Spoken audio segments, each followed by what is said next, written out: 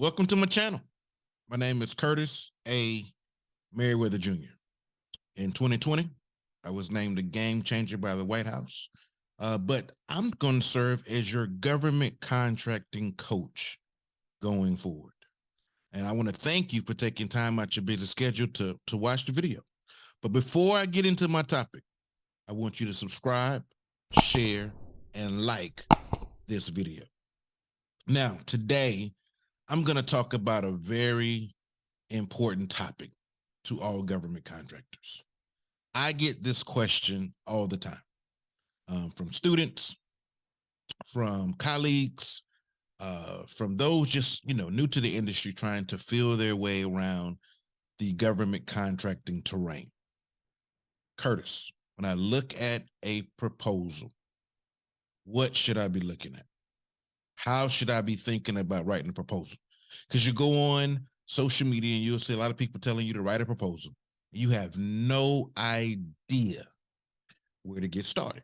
So today, I am gonna let you kind of hop in the sidecar with me, in the front seat, and I'm gonna let you walk along with me. You can see what I look at when I evaluate a proposal. Now, I'm not going to talk about bid, no bid decisions today. That's another video. But what I am going to talk about is what are the things you should be looking at. And based on how well you understand the proposal, it should help you determine if this is a viable opportunity to bid or not. Now, before I jump into this, I need you to know that all proposals are different. But I found a fairly recent proposal opportunity on sam.gov under contract opportunities. I'm going to pull it up today. And I'm going to kind of I'm going to walk through this proposal with you. I'm going to share my screen. We're going to pull up this contracting opportunity. And I want you to just kind of have an idea of what I'm thinking about and what I'm evaluating when I'm evaluating a potential contract opportunity to bid. Now, based on what I discover, I may find out if I'm a viable candidate for a prime contractor, or should I be teaming as a subcontractor? You cannot bid everything. And I'm not the guy who tells you to, the first day you get started and you put on your government contracting hat and you say, I'm a government contractor. I'm not the guy who would go and tell you to start writing proposals. I'm not that guy. I think it's a tremendous amount of time, energy, and effort. You can't get that time back. And even my seasoned government contractors, I try to get them to narrow down in what they bid. So just like any other investment, if you know anything about investing, you look at a lot of opportunities, you have to find the right one for you.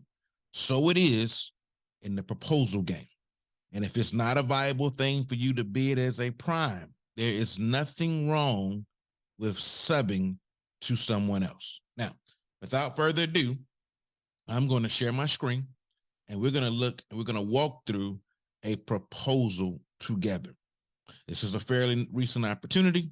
I have looked at this briefly just to kind of develop some talking points about it. Now, so my screen is shared.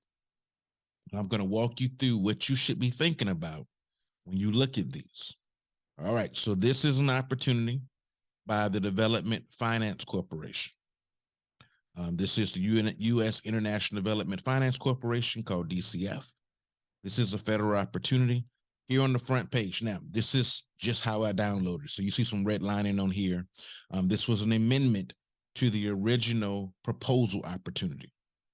This is called United States International Development Finance Corporation, the Office of the Information Technology, OIT. So OIT, Cloud First Enterprise System Support Services, CFES. The federal government has an acronym for everything. So this proposal was amended, this RFP. I did a video on RFQ versus RFP. So if you haven't seen that one, definitely go check it out. And here's I'll just highlight here. Here is your RFP number. And you can see this date here was amended on November 18th. Okay, now just get the preliminaries out of the way. Now, the very next thing I'm going to do is I'm going to look for the table of contents. And we'll just kind of walk through these briefly, and then I'm going to highlight the areas that I would focus on if I was looking at bidding. So let me kind of scroll this up a little bit. So you got section A, which is your solicitation and your contract form. And here you got your standard form 30, which you have to sign, and it accompanies your proposal. Section B, you got supplies and services and price/cost. You got your statement of work. This is, by the way, let me say this, statement C is where most people go first. They want to look and see what type of work is being done. I'm going to challenge that thought process today. Then we have D, packaging and marking. E, inspection and acceptance. And you see the little red lines, they updating this. And I literally downloaded this from sam.gov this way. So this is the real document. If you look up this RFP number today, you'll see it. I don't know when you're looking at this contract right now is happening in real time. Deliveries and performance. Section G, contract administration data. Section H, special contract requirements. Section I, contract clauses. J, attachments. You get the idea. So I'm not going to read this. You guys are super, super intelligent people, especially if you're watching this channel. Now, let me stop share briefly. The mistake that most government contractors make, the first thing they want to go do is look at section C.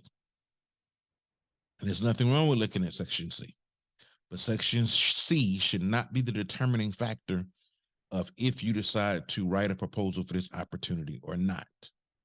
I want you to pay special attention to sections L, and let's reshare, because I want you to see this, and section M. I wanted you to see my face while I said this.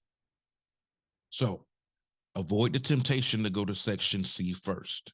Look at sections L and section M first. Well, you say, Kurt, why should I look at section L and M first? Section L is going to give you your instructions and it's going to give you some insight into how big of a lift this is going to be to produce a compliant proposal.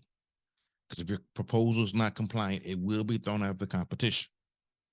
And this is one of the reasons why I discourage new companies from writing proposals out of the gate. You can go through a whole proposal process, just not understand what's being required.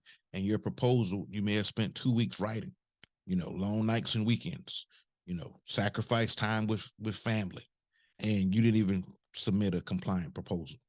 So I am of the notion that as you get more experience, if you do some of the things I teach, that you'll get some experience on someone else's dime. But I'm not going to get into that because we'll get into a whole nother conversation. So section L is the first section you want to look at. This is going to tell you the level of effort required to write this proposal.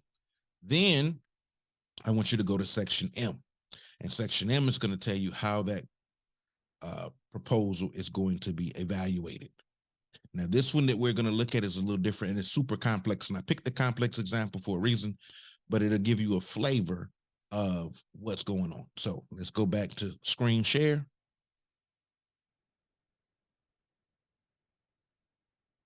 Here we are. Find it.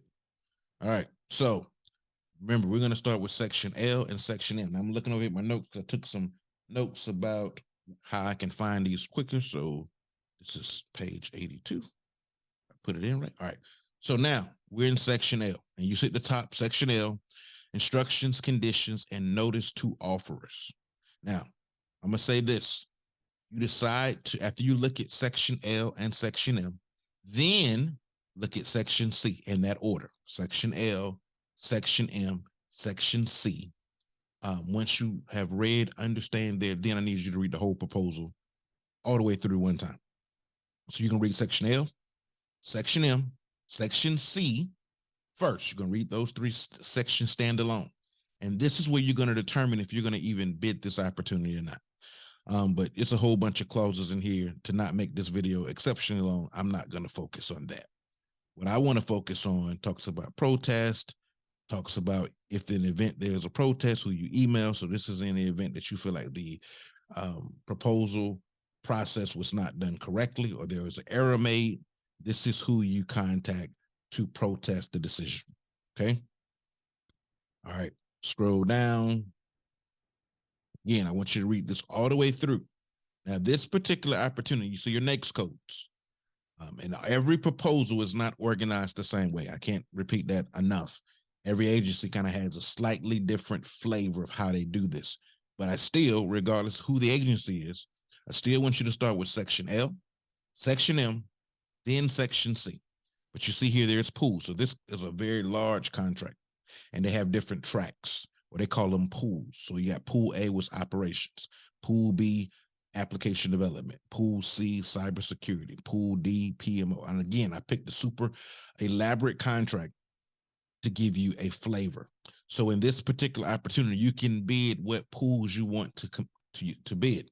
Now your teaming needs to be such that you can actually properly support the various pools.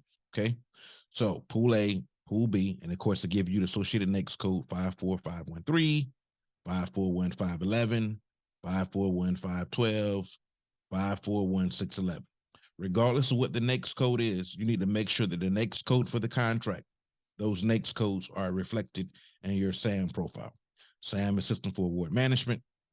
If you don't know what SAM is, go watch my video on the SAM, how to do business, how to register your business with Uncle Sam, the step-by-step guide, and it'll walk you through how to actually put the proper NAICS codes in your SAM profile, because you may not have seen those videos before. All right, so the takeaway here is, regardless of the NAICS, and here we got several different pools, we got 4 different NAICS codes. Typically, for a proposal, you'll only see one. But again, I picked a complicated example to show you kind of, the most extreme case. But typically, there's one NAICS code per proposal. Typically, this is an exception. All right. You see here, important clause, Section L6, proposal preparation cost. If the government is telling you that they do not commit, this paragraph right here, the solicitation does not commit the government to pay any cost for the preparation and submission of a proposal in response to this RFP. If they're telling you they're not going to give you that money back, then that means there's some cost associated with this, especially when you advanced as a government contractor and you have a whole team. So for you, you might say, well, I don't have any costs, it's just me. Your time that you're spending is a sunk cost, and you can't get that time back. And there was an opportunity you could have made money doing something else. So there's a direct and or indirect cost to your company, regardless of your size, because the government would not have said that if it were not true. All right, now this particular opportunity, submissions are due in electronic format, November 30th, 2022 at 4 p.m. Eastern Standard Time, and they give you the point of contact. Okay, solicitations at dfc.gov. All right, questions. There's normally a Q&A period. And so questions, of course, are submitted by November 11th. Again, these are the things you should be looking at. When is the proposal due? I'm hearing proposal schedule. Question and answer period, because people ask, well, send me a notice. Hey, can I do this? Ask the point of contact, and that's here. Communications and questions. Any questions? That's why it's important to read the proposal, LMC, and then read the entire proposal before November 11th. Of course, on this recording, it's after November 11th. But before the Q&A period, you need to make sure that you understand or you address anything that's uncertain in your questions. Now, the government cannot address your questions one-on-one. What they're going to do is, when there's a question, they're going to respond back, typically in SAM, and they'll have Q&A answers or something along that line to let you know, here are all the questions that came in, and to give everyone a fair opportunity. And to give everyone a fair opportunity, we are going to make sure everyone sees all the questions and the associated answers to make sure that no one got an unfair advantage. All right. Then we got delivery of proposals. I won't spend time here, but again, you definitely want to read Section L. Now, let me get down to the part I want to talk about. Now, here are your general instructions. You got a part 1, submission of pricing, a self-validation matrix, administrative volume, and price submissions. That may be a little fuzzy, but they're going to go down and give you more specifics about what they want. And then part 2, in this particular opportunity, whoever wins, when they're down selecting, they're getting down to the top percentage of candidates that are eligible for a bid, there's going to be an oral presentation phase here, part 2. And then they got a notional schedule. You'll see that here. But the part I really want to get to, again, read this whole section. This is where they outline what they want. So part 1, it's going to be a section on executive summary. And they're going to give you a page count. It went from 3 to 5 because this is the amended proposal. Solicitation documents is probably your standard Form 30. Section 3, your CAGE, unique entity ID. Unique entity ID replaced the DUNS number. We used to have to do DUNS numbers, but the unique entity ID replaced the DUNS number, and of course your tax ID number. Of course, these are all the things you need to register in SAM. So there's an expectation that you have these documents. And you see here, title, format, and then they get page limits. Now, typically you'll see more page limits, but this is a very complicated proposal. They'll tell you, we want this section to be 30 pages, this section to be 15 pages. They'll tell you. And then, of course, there's a reference to Section M. Section M talks about how they're going to evaluate what you're writing in Section M. So Section L is your instructions. Section M is going to be the evaluation criteria, and we're going to look at that in a moment.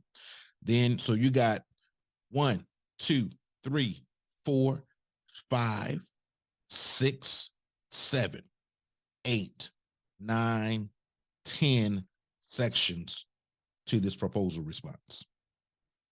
And you see that there's no page limits. That means there's probably going to be a lot of pages, by the way, just because normally they will tell you, we want this section to be 15 pages, this section to be 30 pages. But again, I chose a complicated example on purpose. And then they have you scheduling your oral presentation. And now what they give you, if they tell you to have an Excel template, use the Excel template. You cannot create your own template. They will provide the template, and they're expecting you to use their template. Now, why you say, Kurt, why they want me to use their template and not my own? They want to make sure they're properly comparing proposal against proposal with the least amount of ambiguity. So if they give you a template, like in Section 9, they got a technical corporate experience self-assessment matrix. Use their template. And then they got a pricing template in J2. Use their template. And this will be in the document section of the System for Award Management. Sometimes, just so you know, because I have people who are new, if you don't see the documents, you have to log into SAM, and sometimes you'll see the documents. If you're just scrolling, sometimes you will not see the documents. So if you don't see the documents, log in and the documents will be visible. It just depends on how they put the information up there. And then you have your part 2 with your oral proposal. So in recap, we got 11 sections, but of those 11 sections, you got 10 sections that they're expecting to see in their proposal submission. Now, this is just one way. They may say, we want a security section if it's some classified and personal and facility clearance stuff. You may see a technical approach section, which I do not see here. You may see, they do got technical corporate experience. You may see a business or management volume. Typically, you'll see 2 to 4 volumes. But because of the size of this proposal opportunity, you see 11 items, 10, well,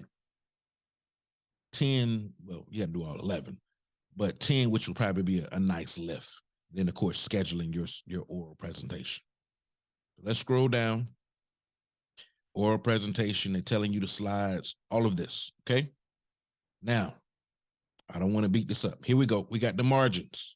So they tell you exactly what they want. The margins, the gutter, the page size, the orientation. It's all here. The following additional restrictions apply. So they're going to be pretty specific in what they want. They're even telling you how to name the files. It's all here. Pages shall be single spaced, and each paragraph shall be separated by at least 6-point spacing. That's number 2. You get the idea. Font, we want easy to read serif or sans serif font, and a font size no smaller than 11. So your proposal has to be at least an 11 font. Typically, we write them in 12. And because you didn't have a lot of page limitations, you could go with 12. Font sizes for graphs and tables. Again, this is very specific. And then here, number 6, you want to make sure, very important, that you put source selection information on the bottom of all of your pages. So this information cannot be shared. Then you got your SF 144, SF 30. Again, read this very carefully. Then they get into details about what part 1, statement of compliance, format, content. So you're starting to see they're giving you additional detail in what they want for each section. These are your instructions for how you're going to approach this proposal. Okay. All right. I think I beat this section up. Let's just keep scrolling through slowly. And you're going to see some stuff about the Fair Labor Standards Act. I think I talked about that in a different video about the different clauses. Organizational conflict of interest, joint venture. Okay, you get the idea. Now, let's go here to, I'm scrolling through. For after this PDWS has been performed for a federal agency, the DFC domain task order range in size between, I think they're saying 10,000 to 15 million. So again, they're giving you more information. Okay. All right. So let's just scroll through here. Or instructions. You guys get the idea. Now I want to get to section talking about the oral presentation component. Your entire 60 minutes. So again, read section, what is relevant technical experience, a lot of good stuff in here. Alternate proposals. All right. Now, so we start with section M, section L, excuse me. Then we go to section M. Some things in section M, the basis for award. How are they going to award? This is going to talk about your contract type. Lowest price technically acceptable. Now it's important to read. Since the government is conducting this source selection, neither as a lowest price technically acceptable, you may see it called an LPTA, and they give the FAR subpart here. For this requirement, the best value. So this is a best value opportunity. You need to understand what best value means. And we'll not be talking about best value today, but that is a contracting type. You need to make sure your strategy is consistent with the contracting type. You know, is it firm fixed price? Is it best? That's not true. Is it LPTA? Is it best value? You know, what is the approach that the government is using to win an award, to make an award? For this requirement, the best value basis will be determined by the highest technically rated offerors with a fair and reasonable price. Now, the reason why this is important is because you could have an LPTA contract, which they said they will not be doing up here at the front, which is all based on the lowest price. It still has to have some level of technical proficiency, but once we've identified that all of these opportunities are technically proficient, now we're going to look at the lowest price. And they're saying in this contract, we're not going to do that. We're going to look and see what is the best value for the government. All right. And the government will review the proposal, determine the highest technically rated offers based on relevant technical experience and management approach. Evaluation factors other than cost or price are significantly more important than cost or price. See that? The non-price factor is the dominant factor in the basis for award. However, an offeror whose proposed prices are determined not to be fair and reasonable will not be awarded a contract. So what are they saying? In this paragraph here, the second paragraph, they're saying we want someone who has technical experience and has a strong management approach. And that is more important to us than the cost. But they go on to say that although the technical and management approach are most important, your cost still needs to be reasonable. So we're not going to be looking for any price gouging, right? Then you got a compliance review. Again, I need you to read these sections. And now they're going to talk about the things they're looking for. See, organizational effectiveness, effective and efficient corporate structure, functional relationships and responsibilities. They're going to talk about task order management. These are the things that you're going to have to espouse on or explain in your proposal. So it's not just you putting words on paper. You got to make sure you are compliant with sections L and M. You got your task order management, the project oversight, technical. Now, here we get into the factors. What's most important? Technical corporate experience, factor 1. And then I'm not going to read all of this again. Number 2, cost price evaluation factor. This is factor 2. Then competitive range. This is what they're concerned about. The technical approach, the management approach, and then last was the cost or price evaluation. Now, in this proposal, it is assumed that you have strong past performance, because typically you'll see another line. It might be M.7. They got 6 here. It'll talk about past performance and what those past performance experience needs to look like. It might be, and I've seen it in some proposals I haven't. Again, no 2 proposals are the same. That's why it's important. That's why you cannot just take someone else's proposal and say, hey, let me get a copy of your proposal and submit something similar with some word changes. It does not work like that. When you approach proposals, you need to have let me stop sharing. When you do proposals, you cannot just take someone else's proposal and resubmit it because the opportunity looks and sounds similar. You're going to lose. You have to tailor each approach. You need to come up with a plan of action before you put pen to paper. How are you going to address the issues and concerns and challenges of this contract? Who is the incumbent? Is there an incumbent? Is this a new contract award? Or is the company happy? Is the government happy with the current agency that's in there, the current company that's in the agency today? These are things you need to do. It is to make sure that you are properly positioning your company for an award. So it's way deeper than you just submitting a proposal. You know, when you submit a proposal, you're making an impression on the customer. And they may not remember all of the good proposals, but they're definitely going to remember the bad ones. So you want to make sure you're making a strong first impression. Do not just throw a proposal in because someone told you to.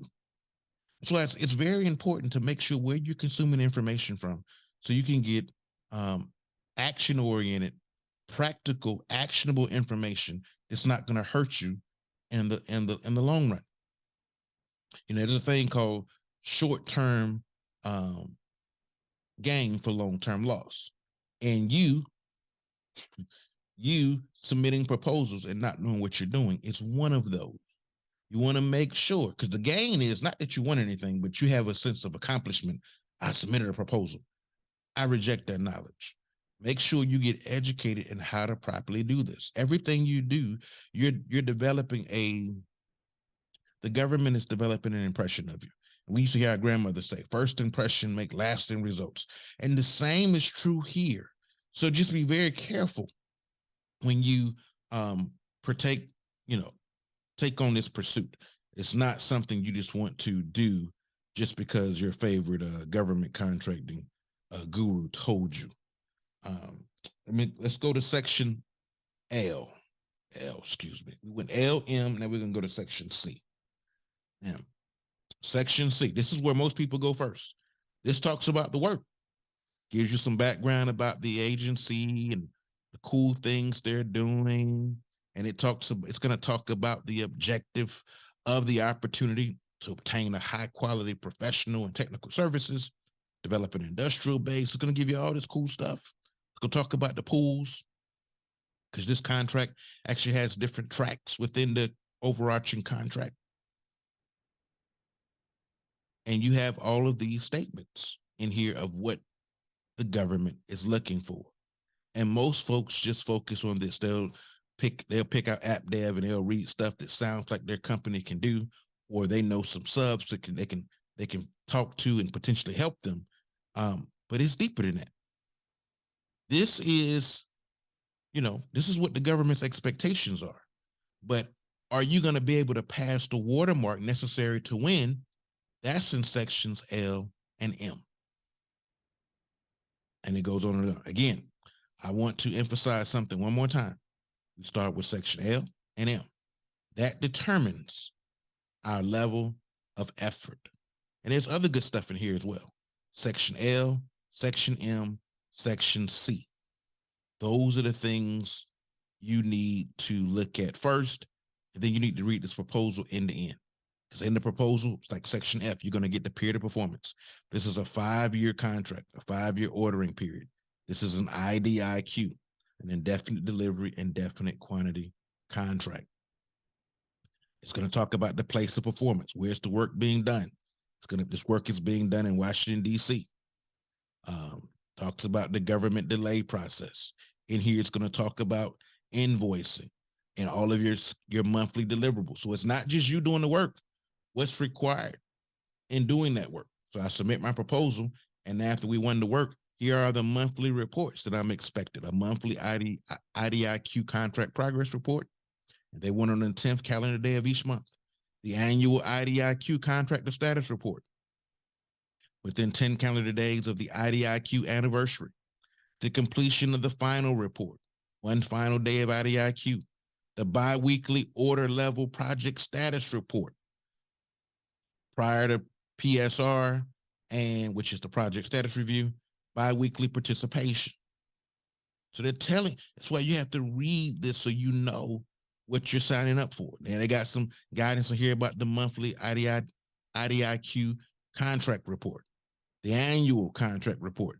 The government's going to tell you exactly what they want, but if they say something in here and it's not clear, remember we looked at the section earlier about who to submit your questions to. Who's the contracting officer? It's all in here. The CFAS CO for this contract is Samuel Dustin, and it has his email address. Then they have the core process for them nominating the core. What is the task order, the task award contract? This is a big contract, so now you got task award contracting officers. But again, you wouldn't know that had you not read the contract from end to end. And like I said, there's lots of gems in here. They talk about the performance evaluation period. How are you graded as a contractor? On ramps versus off ramps. Again, this is a very complicated contract, but you have to read it. And I don't mean complicated isn't hard. I mean complicated in that there's more moving pieces here and more dynamics here than would be in another contract. Electronic access. You guys get the idea. It's a lot here. So in closing, as government contractors, we cannot just throw proposals in. We have to start with section L and look at the instruction to offerors. That's us. We have to look at section M to determine how the government is going to evaluate what we submitted in our proposal. We need to look at section C to figure out the scope of work. What are the rules, expectations of the government for this particular acquisition? We need to look at section F, what's the period of performance? We need to look at all of the relevant sections and make sure before we put pen to paper that we've read section L, section M, and section C. I keep repeating it on purpose because I want it to drill into your skull. Section L, section M, section C. Read those through at least once. Then read the entire RFP, or better known as a solicitation, from end to end before you put any pen to paper. Now, what I'm hoping that happens, and when you read section L, M, and C, you determine if you have the bandwidth and the capacity to submit a compliant and responsible bid. Do not discredit yourself by submitting opportunities that have not been thoroughly and properly prepared. First impressions make lasting results. And especially if this agency is their first time hearing about you and you submit a proposal because you've seen it on sam.gov. I'm going to do a future video about how do we position for proposal pursuits. These proposal pursuits, smarter companies take 12 months before it shows up on sam.gov to compete. to position the company.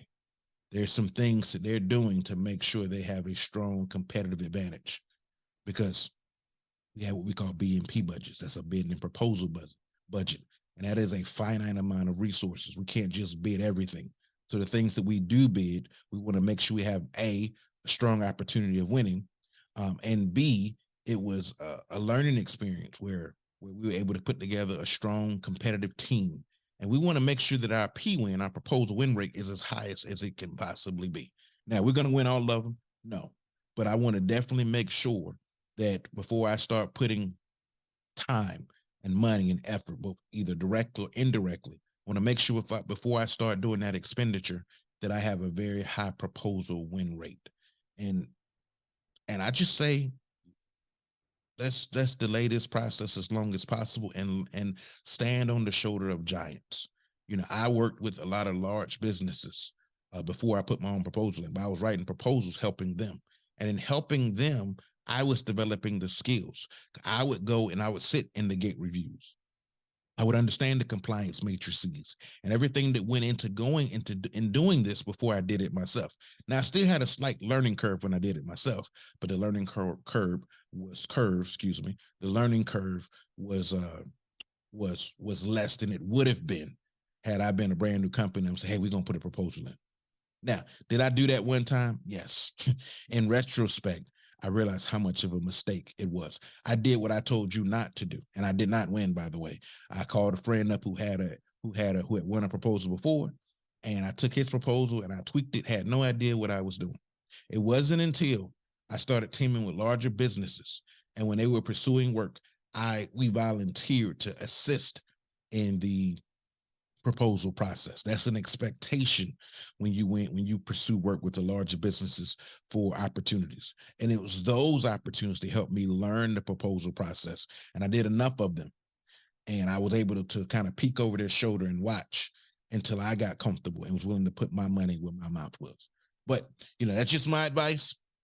And that's my recommendation to you. And I hope you follow my advice so that you can maximize your revenue that comes in the door, and also maximize your win rate, whether that's as a prime or as a sub. But those are some things I just want to kind of talk through and inform you of. And I hope this video was helpful.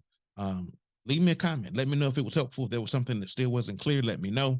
And maybe we can look at a second opportunity in the future. Thank you. And if you have not subscribed, subscribe and go back and watch some more of my videos. Until next time.